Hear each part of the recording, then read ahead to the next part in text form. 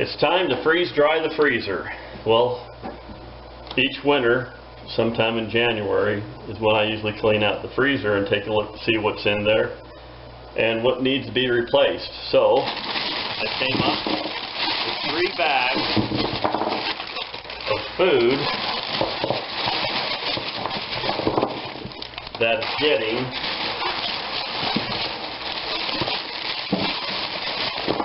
on the old side. So,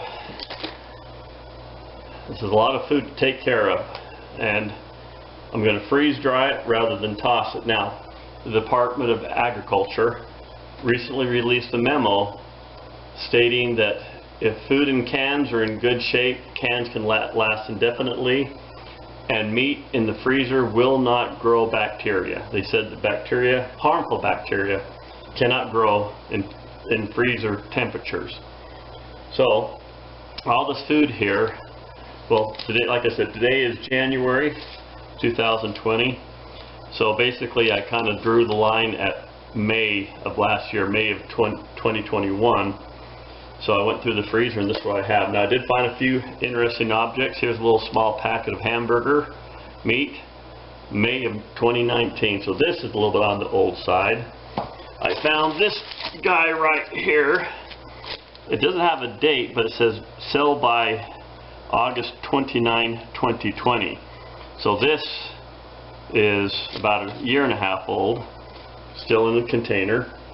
One of the things that the memo said from the Department of Agriculture is that, you know, the foods may be dried out, they might have a little bit of an off taste, but like if you have some really old hamburger, well, you can make some chili out of it.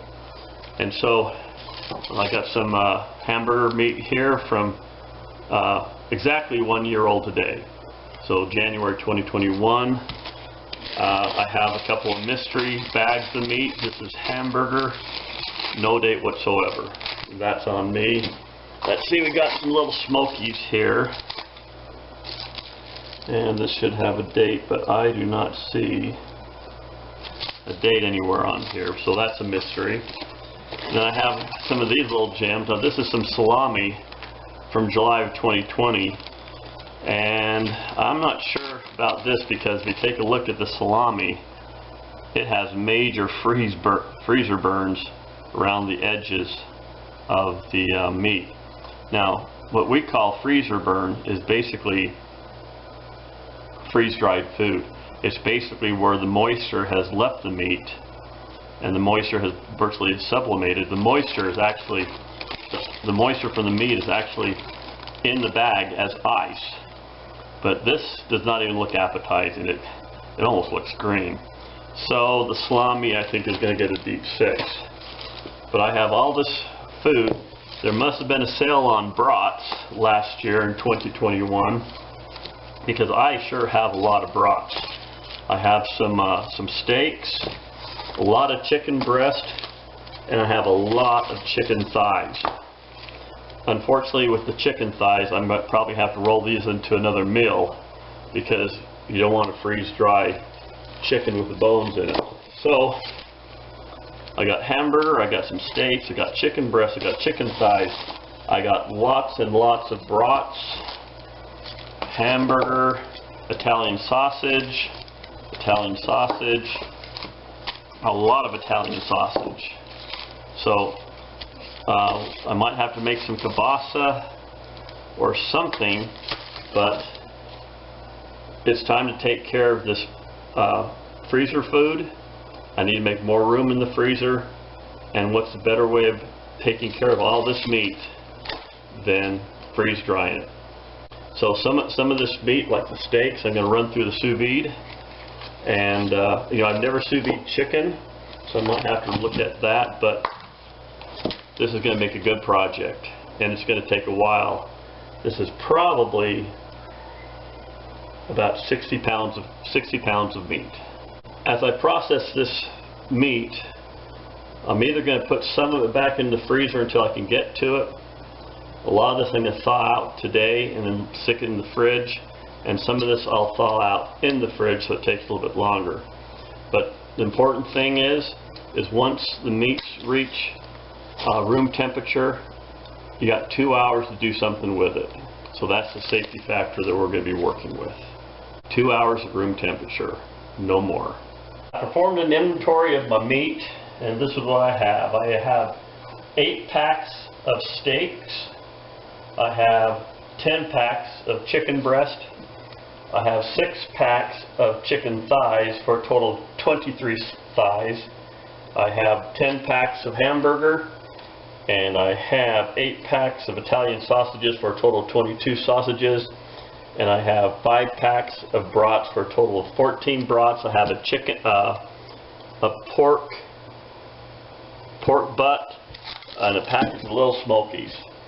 So I think I see a lot of opportunities in my future. Some of this I'm going to do this. I might freeze dry raw. Some I'm going to freeze dry cook. Some are going to put into some dishes and actually make meals out of it. So there's going to be a lot of meat is going to be freeze dried. These are all the steaks that were in my freezer that are between 1 year and 18 months old. Most of these still look like they're pretty decent. We're going to freeze dry these, but before we do, we need to remove a lot of this extra fat. Most of these are going to be put through my sous vide. If you've never tried steaks through a sous vide, you're really missing out. It's a wonderful way to eat steaks, and it's probably the best way to prepare steaks for freeze drying. But I'm going to hold a couple of these steaks back and freeze dry them without going through the sous vide, so you can kind of see the before and after. But most of these will be sous vide. So we're going to take these and we're going to cut off all the extra fat. All these steaks are sirloin, and so we're going to trim the fat. One of the problems with sirloin steak is they have this classic piece of fat that runs right through the middle. If I was just eating this normal, I'd just cook it up how it is. But the problem with sirloin and the problem with freeze drying, you got to get rid of as much fat as you possibly can. Harvest Right claims, and I would agree, that steaks will last up to 5 to 10 years. The thing that's going to limit the shelf life on a steak is primarily going to be the fat, since fat does not really freeze dry well. One of the nice things about a sous vide, most steaks that are cooked sous vide style cook at 131 degrees, and between 130 and 140 is the temperature which fat can be rendered. So sous vide cooking will render a lot of this marbling fat that's in the steak that you really can't get to. I've tried freeze drying ribeyes, and ribeyes will also freeze dry, but because they're so heavily marbled with fat, and fat a lot of times what makes the steak taste so good, it's not a really good contestant. New York strips are really good for freeze drying if you can afford them. So this is all the fat I've cut off. So we're going to go ahead and put these into a bag with some seasoning and continue on to the next step. Normally my steaks would go inside this like plastic bag that American Harvest has, and I will vacuum all the air out, and in with those bags I can put the marinade. But since not everyone has those little vacuum sealers, I'm just going to use a Ziploc bag. So for the marinade that's going to go into the bags and then into the sous vide, I'm just going to throw some water in here, and then I'm going to throw some lemon juice. If you haven't tried lemon juice in with a marinade, you really need some kind of an acid in there to make your steak flavor really come out. But try some lemon juice. There's no set measurements for this, but I'm going to throw some paprika in here. I'm going to throw some garlic powder in here. I'm probably doing about a tablespoon of each. Some onion powder. A little bit of dry mustard. And some salt. Like I said, probably about a tablespoon of everything. and some pepper. There's no exact recipe for that, so whatever seasonings you like to use best. Stir them up with my knife.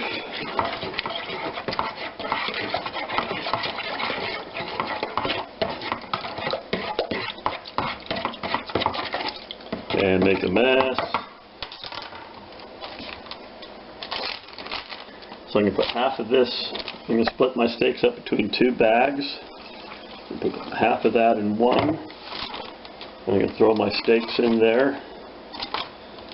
Half the steaks will go in this bag and half will go into another bag, because it's important for the bags to kind of lay flat as much as possible.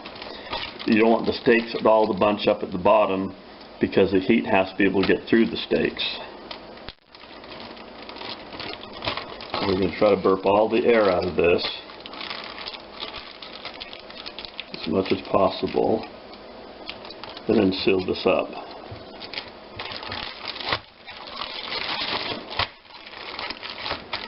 So we want to unclutter these steaks a bit. They're all laying flat. And then this will hang inside the sous vide. This steak is not going to be sous vide. I'm going to season this by itself so I can show you the difference between sous vide and regular steak. So I'm going to get all the bags prepared and put into the sous vide. My first bag of steaks, and they're going to go down inside the water. We're going to leave the top just above the surface, and we're going to clip that into place.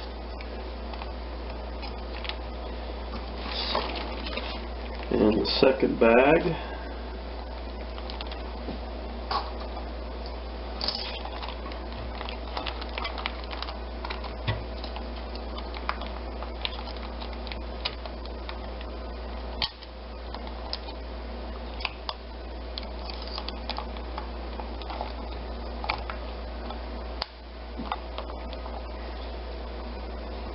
and the lid.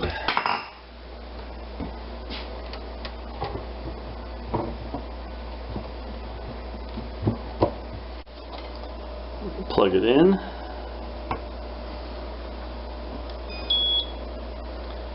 And the first thing we're going to do, we're going to set the temperature. We want 131 degrees.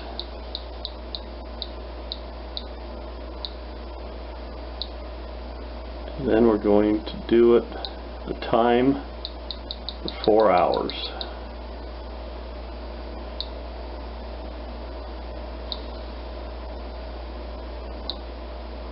And start. So right now the temperature's at 105, 106 degrees. It'll go up to 131. This thing has a little circulation pump inside that will keep everything nice and warm and very, very precise. So for 4 hours from now, we'll take them out and put them in the freezer. Okay, this is done.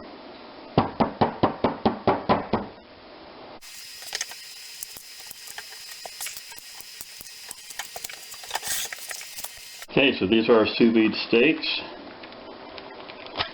and we're going to go ahead and put these on a tray and freeze and pre-freeze them.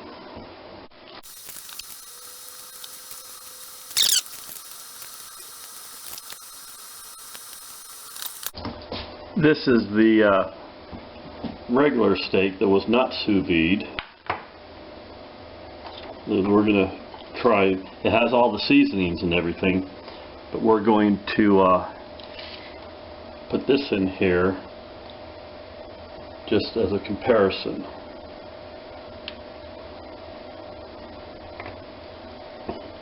Now the marinade, this is important stuff to hang on to.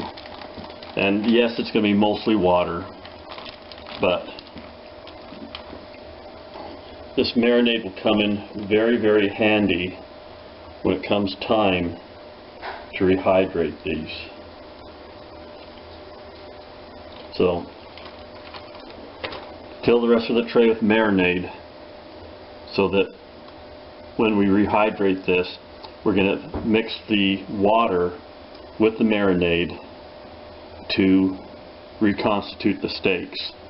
That way the steaks, which is going to be like a sponge, is going to suck in that marinade and make the steaks even better.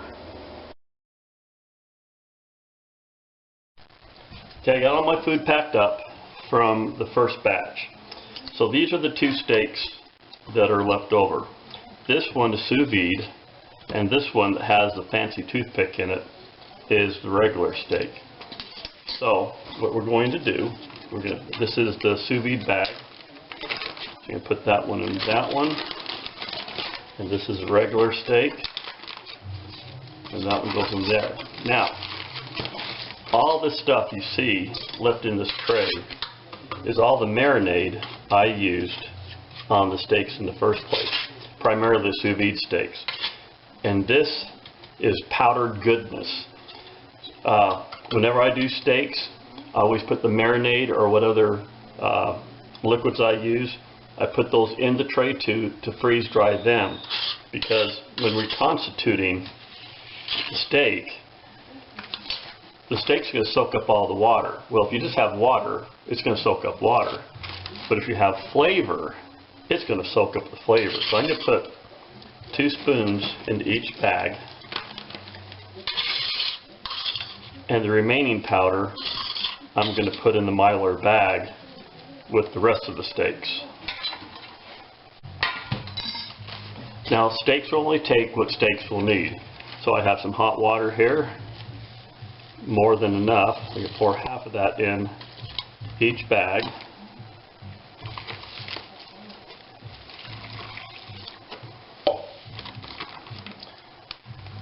And I'm going to burp them, get as much air out as I can. That's the regular steak. And this is sous vide. Now, these steaks are now wet, so the clock is now ticking. I can leave these out for 2 hours without worrying about anything, but after 2 hours, that's when they really need to go back in the fridge. So I'm not going to leave them out for 2 hours. I'm just going to go ahead and put them in the fridge right here. It's been my experience to really bring back a steak, especially a thicker steak. It may take longer than 2 hours. Generally speaking, I'll wait overnight so that I don't get that thin layer of dryness in the middle of the steak. So these are going to go back in my refrigerator, and we'll continue tomorrow. It's been 24 hours that these steaks have been soaking in marinade, in its original marinade in the fridge. This is a sous vide steak, this is regular steak. So before we cook these, we're going to take these out and take a look at them. So that's sous vide.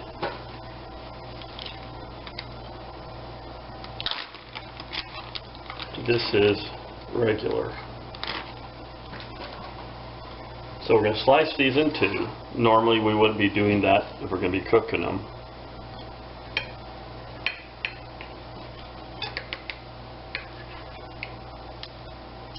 So this is a regular steak. And that's the toothpick I had inside to denote it was a regular steak. And this is pretty much normal. We have this kind of darker line that usually goes through the entire steak. But the thing I like about this is that line going through is not hard. It's nice and soft. That's regular. This is sous vide.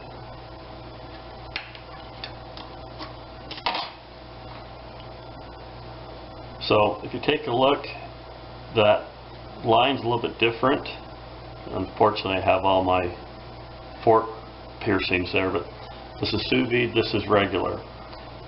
The sous vide center is a little bit wider than the regular steak was. In fact, let me do this real quick so we can get a better profile. So there's a better profile, regular and sous vide. A little bit similar. The regular steak is a little bit darker than the sous vide. The sous vide has already been basically cooked. I could eat this as is, but we're going to sear it first. This steak is pretty much raw, except for one thought. The sous vide steak, I cooked that for 4 hours at 131 degrees. The regular steak was put in a freeze dryer with my temperature, my tray temperature 135, and it was in there for a day and a half. So the question is, does the dry cycle of a freeze dryer lend to cooking steaks? So could this steak already be partially cooked because it was exposed to 135-degree heat for an hour and a half, as this one was too? So that's something for another day.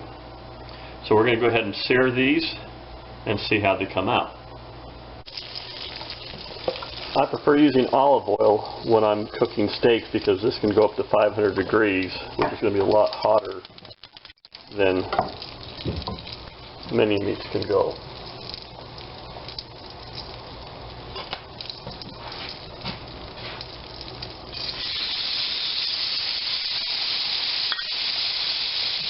I'm going to put the sous-vide on this side, the regular steaks over on this side.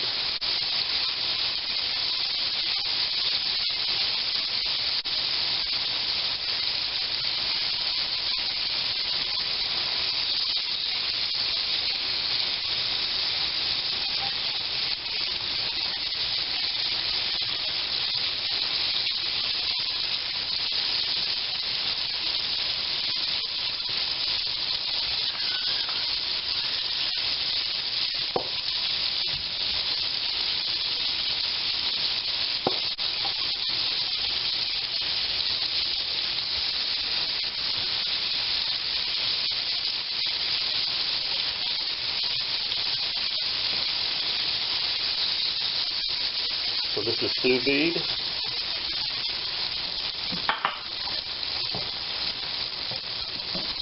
This is regular. Okay, so this is my sous-vide, this is regular. So let's go ahead and try these now. So as you can see, the color of the sous-vide is pretty much consistent through everything. You're not going to get that nice medium rare color really inside the steak. Really tender, like a sous vide steak is. Now, one dead giveaway with sous vide is it has a certain softness to the steak. I'm not sure if I want to use that word, but you know when you eat a sous vide steak because of how tender it is. Now this is a regular steak. Both of these are sirloin. So we take a look at that. There's no, let me get a better piece here.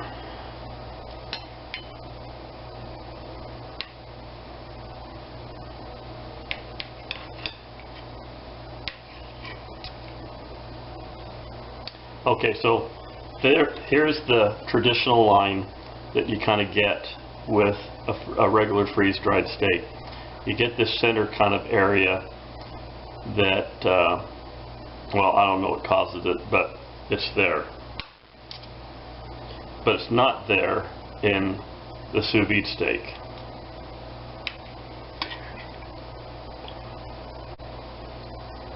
Now, first thing I can tell the difference with a regular steak is how can I explain this? The bite on the regular steak has a little bit more resistance.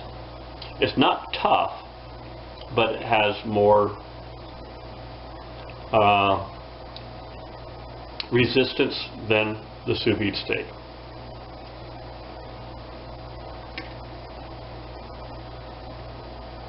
But both these steaks are good, and both of them do not have that hard center that a lot of times you run into with steak or with thick meats. Both of these were rehydrated really well. This one, the sous vide, was marinated, or it was sous vide over 4 hours in seasoning in a liquid marinade. This one just was this one was kind of marinated, but not as much as this one here. But both of these steaks actually turned out really well. If I just choose one versus the other,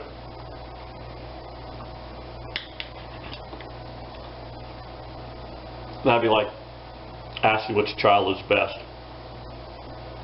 Both of these are really good. This one, the flavor is a little bit better because it marinated longer. So, whichever way you do your steak, the two things to remember is marinate it at least 24 hours in the refrigerator in a baggie, in a marinade that has some good flavor in it. If you have a sous vide, by all means, I'd always do a sous vide steak.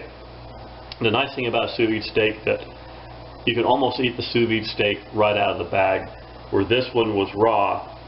You still would need to cook this a little bit. So I guess that's one benefit with sous vide over the regular steak. So there you have it. We'll continue with this meat journey. So this is all my hamburger. And we're just going to fry this up in a wok. Then once it's thoroughly drained, then we'll make several dishes out of it. I'm thinking of making some sloppy joe mix, Fiesta beef, and we might just keep some as this regular cooked ground beef.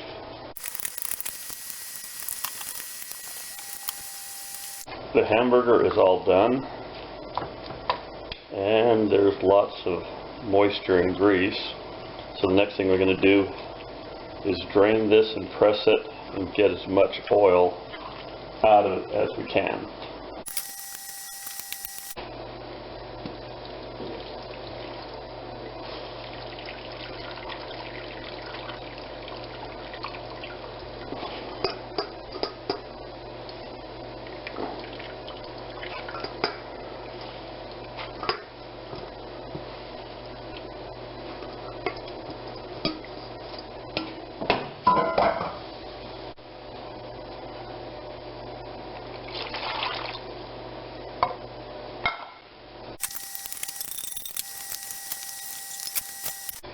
We have this set to pounds.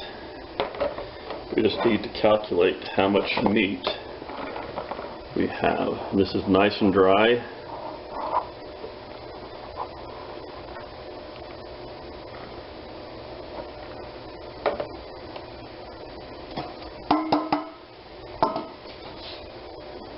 So we have 3.5 pounds of hamburger meat. The sloppy joe recipe calls for 2 pounds of ground beef.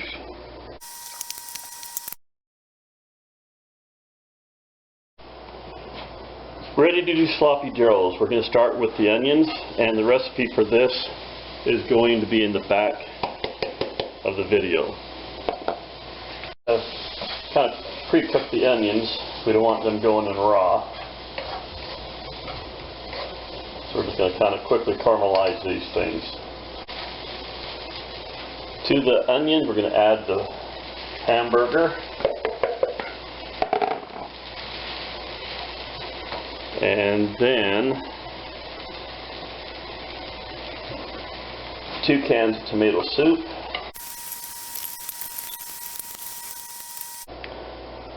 The brown sugar. The mustard.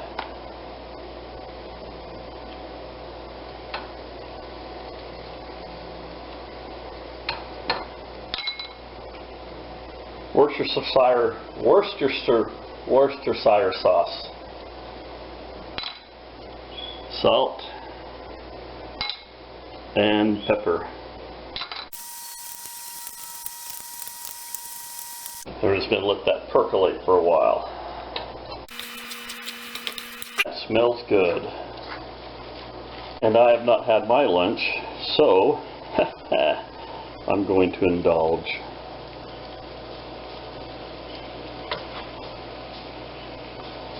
That's lunch. This is one of those predicaments when you have more than 1 tray, but not enough for 2. So we're just going to stack it deep here.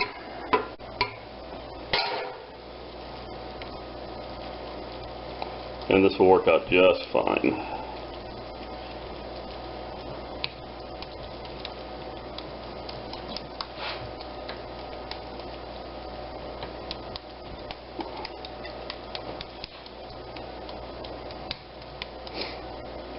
Into the freezer it goes.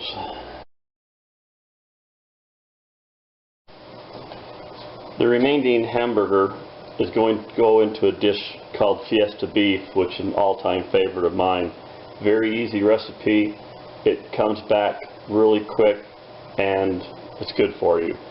So we're going to go ahead and start off with the onions. And we're going to cook the onions through and caramelize them.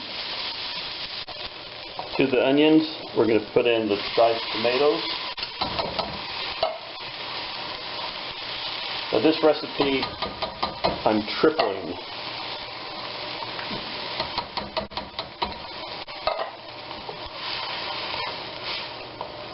And then the diced chilies.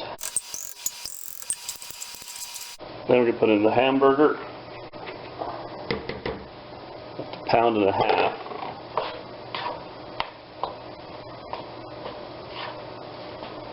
And then we have salt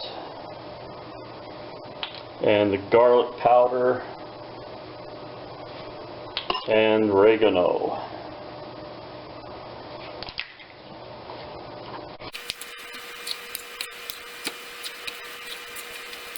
Now, if I was going to continue this recipe for my own dinner, I'd now add 4.5 cups of water to go along with the 4.5 cups of rice. But the issue is, I'm going to freeze dry this, and the whole point of the freeze dry is to get the water out of the food. So I've been kind of debating if I should put any water in this or not. And this is going to end up being a really dry mix because the rice is going to absorb all the liquid in here. So I'm just going to put the rice in without any water, because when we rehydrate this instant rice, and I guess I should say this is instant rice, this is not regular rice, but the instant rice is just going to soak up the moisture as well. But it looks like this is going to work just fine without adding the 4.5 cups of water to this mixture. I'm just going to twirl this around for a while and then put it into the trays.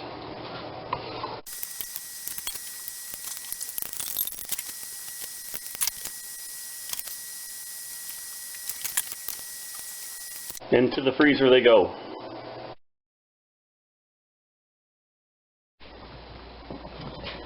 So the chicken breast is ready to cook. I have 2 sticks of melted butter, and to that I'm going to add about 1/2 cup of lemon juice, and I will brush this on to the chicken as I turn it, and after I brush it on, then I'll add the secret spices, so to speak, and then I'll just keep on rotating it as it cooks. And this basically will help control the, this lemon butter will help control the cook.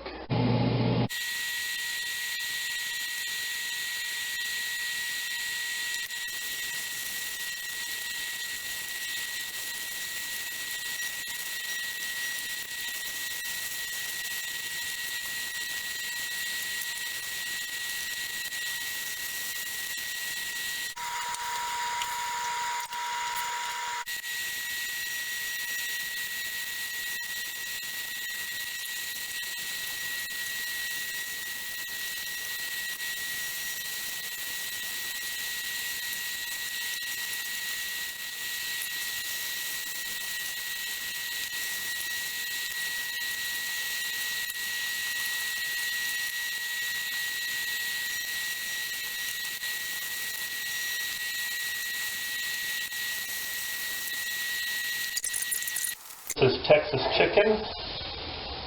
It's a recipe I modified, and it's what I did with all my old chicken breast meat is in the freezer. And this is a family favorite too. I mean, this meat has a flavor that is just unbelievable. I mean, the flavor, the spices just go through the entire meat. you should really try it. I can't believe I didn't set off the smoke alarms. My house is a little bit smoky. I opened the front and rear doors, but no smoke alarm.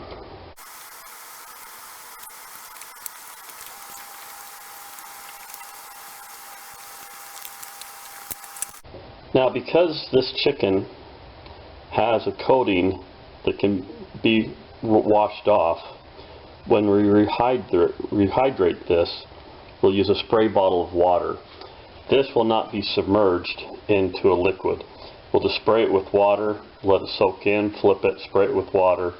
That way the water or the submersion in water won't wash off the flavor and the seasoning. So this is our chicken that just came out of the freeze dryer. You want to find like the thickest piece, break it in two, and hey, I can tell that this thing is dry as can be. So this went off really, really well. And the best way I've found to rehydrate foods like this, you just don't want to throw this into a bag and dump water in it, because all the seasoning might wash off. If you get yourself a spray bottle, you can just come and spray one side, spray the other side, just put a little bit of water on side, put it aside for a few minutes, come back, do it again. It'll only take about 3 cycles to put the moisture back in here, and all the seasoning will stay on the chicken rather than being washed off. So about 30 minutes later, this is nice and moist. When I usually heat things up that have a breaded or a coated seasoning, I usually put plastic wrap over it, so as it heats up and the water gets hot, it can turn the steam and help rehydrate any bits and pieces that may still be dry down inside.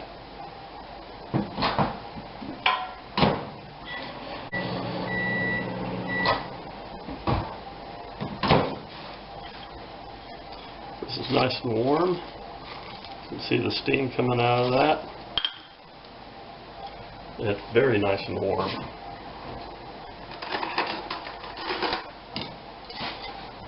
You can see now how nice and tender this is. It pulls apart really good.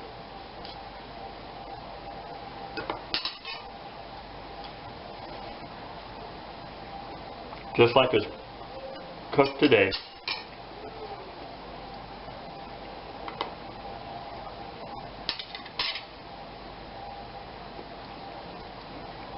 So that's my chicken recipe for freeze-dried chicken bound in the freezer from 18 months ago.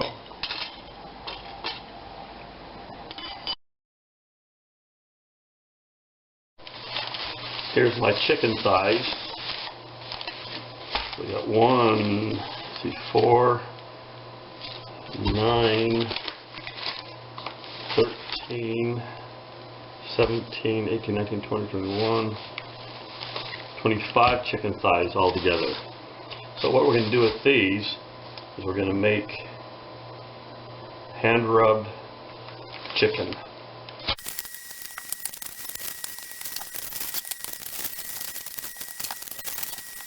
There you go. Now, I'm not saying I'm the healthiest person alive, but one of the things we do is with thighs and other chicken, we always remove the skin.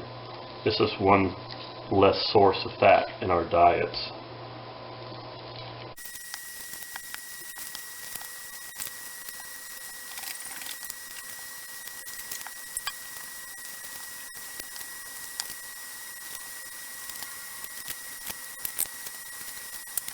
So I went over my thighs and took off an additional amount of fat.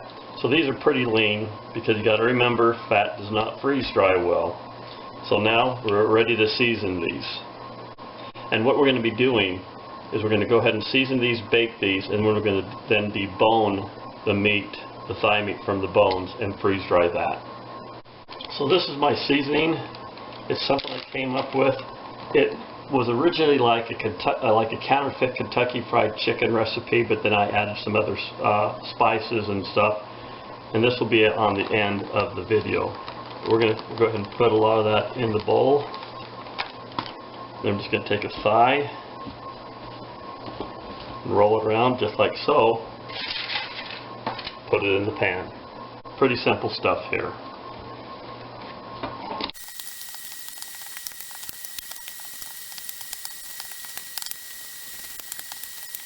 So I'm going to put this in the oven at 400 degrees until cooked.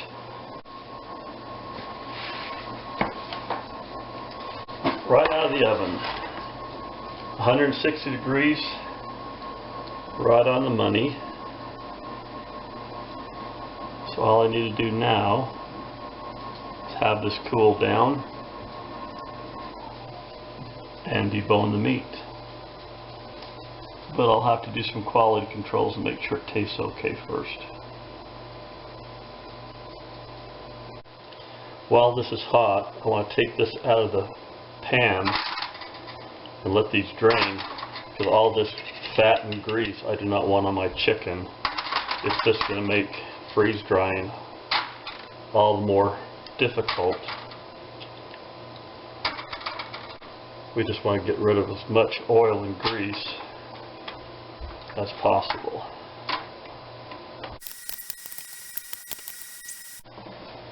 This is my thigh meat. So I'm just balancing the trays. And then this will go in the freezer.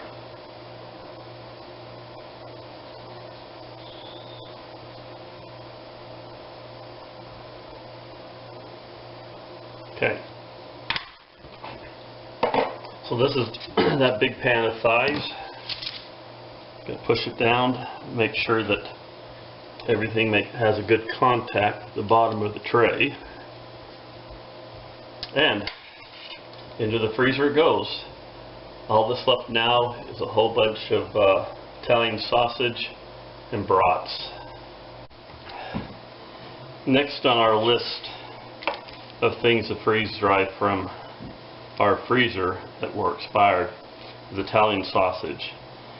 So this is almost, well, it's going to be hard to slice because the casing is so small that if I slice it too small, the material just kind of gets pushed out of it. So I'm going to slice this up in about 1/4 inch slices. Then I'm going to go ahead and fry it up. Try to remove as much grease. But I mean, you can see all the fat in there. And sausage is like bacon. It's one of those things that are harder to freeze dry. But if you remove a lot of the grease and oil, then you can do it. It may not be for 20 years, but you can get at least 10 years out of it. This is the first batch from freeze drying the freezer.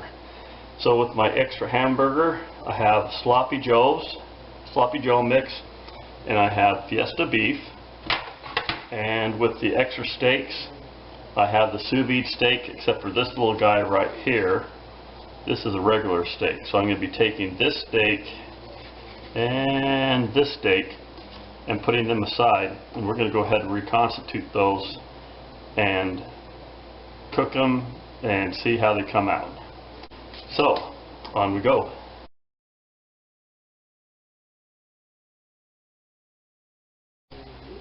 How often do you get this stuff out of your trays and it's just about rock hard and you have all these really sharp ridges and you go to put it in your bag and it doesn't fit well, and there's been a couple of times where I've had something sharp actually pierce the mylar lining. So I might have a little bit of solution to these rock hard items. If you have two bowls, like so, it's kind of like a mortar and pestle. You can put your rock hard stuff in one. Give it a little bit of a turn, and it's all broken up. It might be able to save you puncturing your bag with this little idea. So try it out. You may like it. This is a pork butt. So I'm going to go ahead and open this up.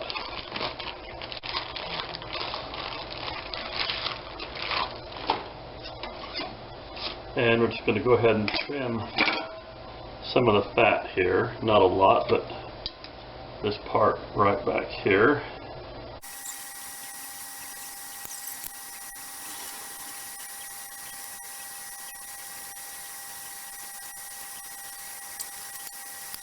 Now that the fat is trimmed off, we're going to start seasoning it first with salt, and then pepper, and then we're going to season it with sage. And this is homegrown sage, and sage is wonderful with pork.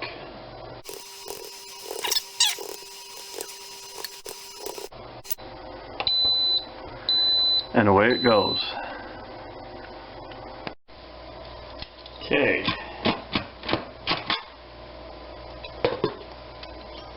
So here we go.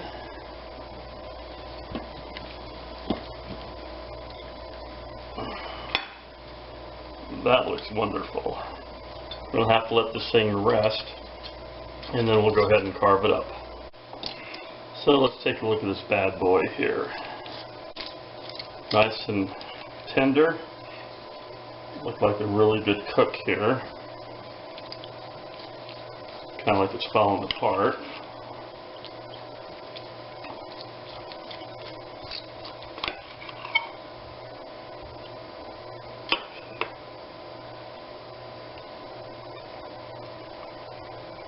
I love the taste of sage on pork. If you've never tried sage on pork, you definitely have to try that. The inner temperature of this is 140 degrees. It's just a little bit shy of the 160, 170.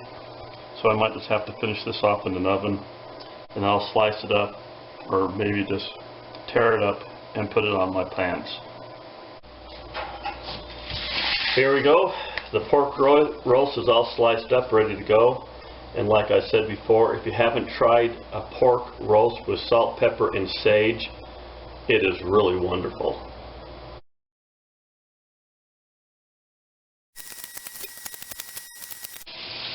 We have our first batch of sausage in here. Put it into a colander to help collect more of the oil, and to help the oil get out, you can go ahead and press it with another bowl on top. We want to get as much oil out. And I'll put this on some paper towels to help soak up more oil.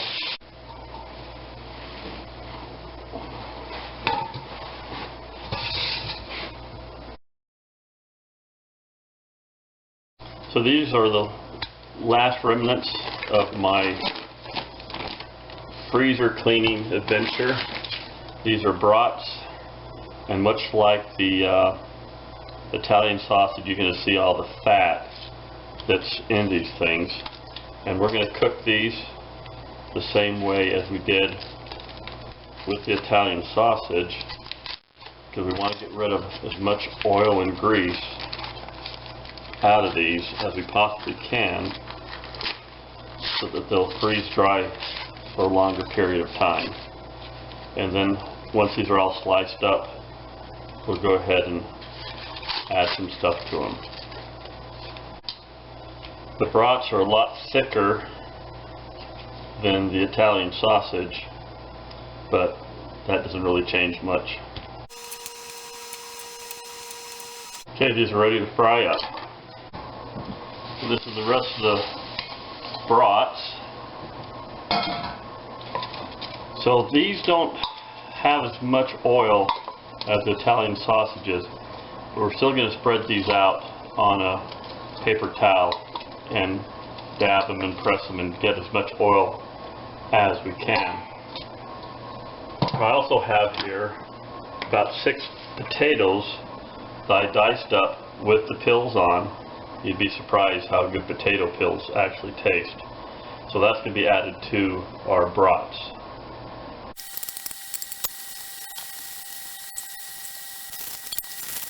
And we're going to add the potatoes.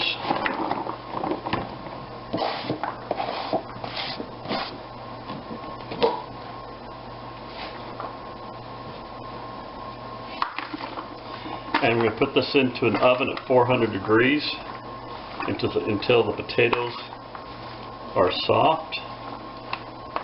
And while they're in there, we're going to be stirring them. And the potatoes will help draw out a lot of the oils in the brats and help disperse them. And then we're just going to use a seasoned salt, all-purpose seasoning salt, sprinkle on those, and into the oven they go. Give this a bit of a stir.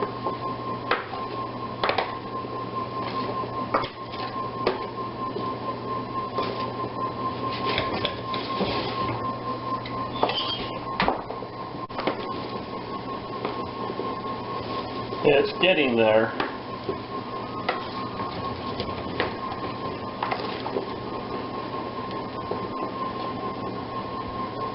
Fat.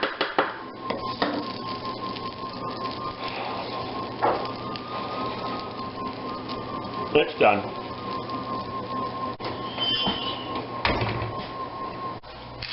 So here we go.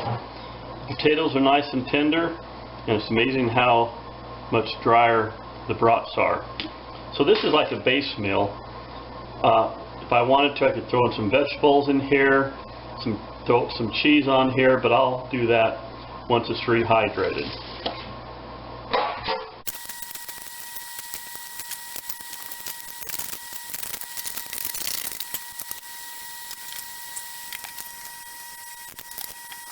Into the freezer they go.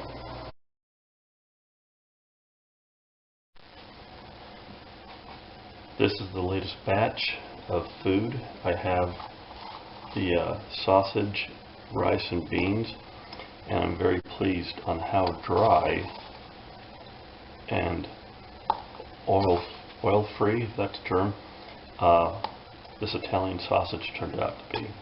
So that came out really good. And then this is the chicken thighs, and they came out really nice. So I'm going to rehydrate some of this and take a sample before I package everything up. And because this has the seasoning on the outside, I want to be kind of careful not to rinse everything off.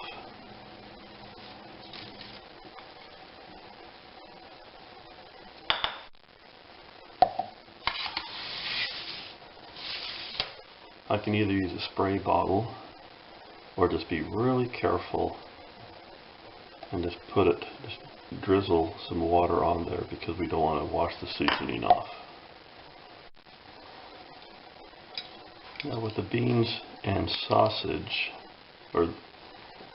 you want to add just a little bit of hot water at a time, let it soak it up, add a little bit more. This is one of those dishes where you don't want to overwater it, then you end up having like a soup. So we'll just have to keep on working this, stirring it and letting it soak it up as it goes. Okay, I got the two dishes here. Now with the chicken, I actually have too much water in here, and that wouldn't be the end of the world, because if you have too much water, there's two ways you can take care of it. One, you could take the moisture and you could simmer it down into a reduction sauce, or you could take the excess water and turn it into a gravy. Let's try the chicken out here.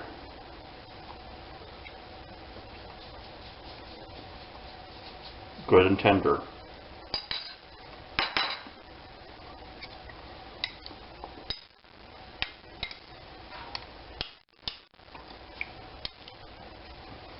And same thing with this. If you had too much moisture in it, and have just a little bit down on the bottom, you could place this in the saucepan to heat it up. Just kind of simmer around and boil that excess water off.